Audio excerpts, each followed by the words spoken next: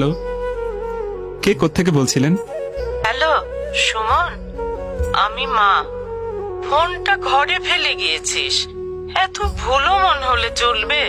মা আসলে শোন, আজকে তো তোদের মাদার্স ডে, ভাবলাম তোর জন্য একটু খিচুড়ি রান্না করি, এত প্রিয় তোর। কিন্তু রান্নাঘরে গিয়ে দেখি একটুও মুগ ডাল নেই। তুই বাসায় আসার সময় 1 কেজি মুগ ডাল আর একটা ফার্মের মুরগি নিয়ে আসিস। আচ্ছা না, 2 কেজি আনিস। থাকলো লেবু আনিস। আর আমার হাঁটুর ব্যথাটাও এত বেড়েছে, কিন্তু ওষুধটাও।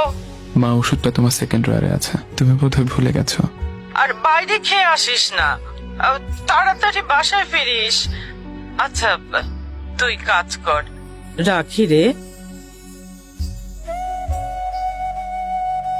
আসবো মা। আমি আসবো ফিরে, আমি আসবো ফিরে।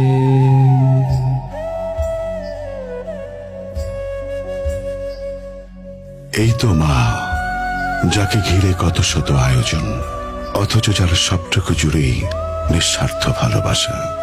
মা, তোমার মতো করে তোমাকে হয়তো কখনো ভালোবাসতে পারবো না।